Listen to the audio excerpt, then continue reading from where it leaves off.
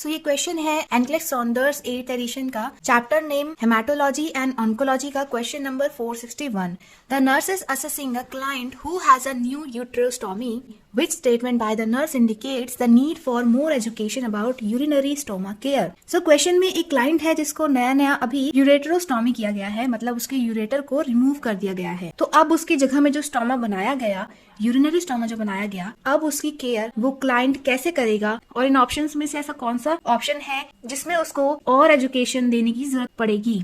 तो चाहे तो ये कोलोनोस्टोमी हो या यूरेट्रोस्टोमी हो, इन दोनों ही कंडीशन में उस स्टोमा की कैसे केयर करी जानी चाहिए, ये हम लोग आज की वीडियो में देखेंगे। इन दोनों ही केसेस में स्टोमा का फॉर्मेशन होता है और स्टोमा बनने के बाद ये आपकी रिस्पॉन्सिबिलिटी होती है कि आप इस स्टोमा का केयर जानते हो।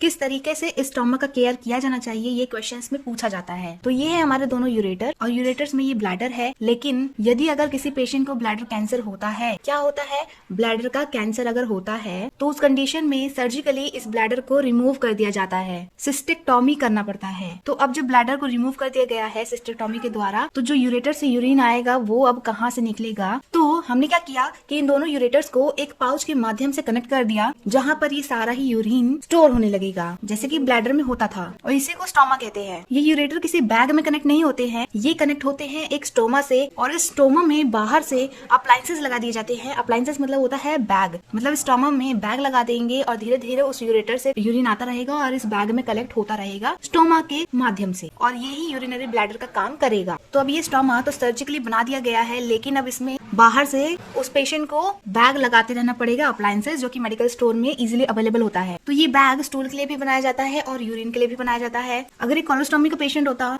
तो यहाँ पे यूरेटर की जगह हम लोग स्टोमा से क्या कनेक्ट कर देते, तो कोलोन कनेक्ट कर देते। अगर ये क्लाइंट इलियोस्टोमी का होता तो इलियम कनेक्ट कर देते। तो हमको बताना है कि स्टोमा की केयर कैसे करनी है, इस बैग को कब खाली करना है।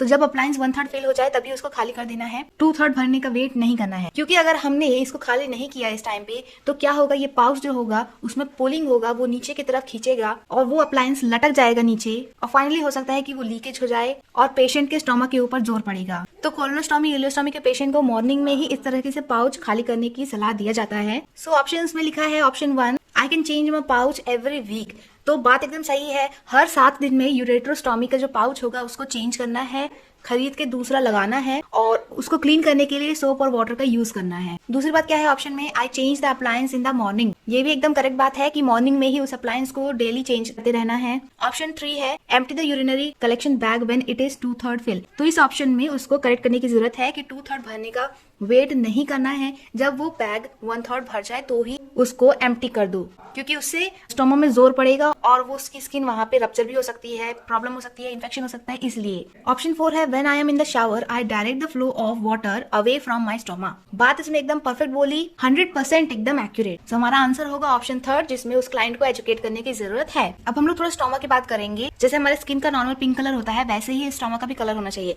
लेकिन अगर वो स्टोमा का कलर थोड़ा पेल हो गया तो वो इंडिकेट कर रहा है कि वहां पे ब्लड सप्लाई कम हो रही है। वो स्टोमा अगर डार्क हो गया, डस्की हो गया, ब्राउन हो गया, तो वो ये बताएगा कि वो स्टोमा अब किसी काम का नहीं रहा, वो अब नेक्रोटाइज हो चुका है। तो इसीलिए ये सर्जरी दोबारा करनी पड़ेगी, दूसरी जगह ओपनिंग क्रिएट करनी पड़ेगी 2-4 महीने के बाद। सो अगर आपको हमारा एक्सप्लेनेशन अच्छा लगा तो आप ऐसी ही और वीडियोस एनक्लेस का पूरा एक्सप्लेनेशन, थ्योरी का भी, एमसीक्यू का भी देखने के लिए हमारे चैनल को सब्सक्राइब कर लीजिए। हम दोनों ही चीज लगातार डाल रहे हैं अपने चैनल में, और इस वीडियो को भरपूर शेयर करिए ताकि जितना ज्यादा ये लोगों तक पहुंचेगा उतनी ही हम लोग वीडियोस आगे बनाना कंटिन्यू कर पाएंगे। So thank you so much for watching. इस वीडियो को लाइक शेयर करना बिल्कुल ना भूलें। Thank you.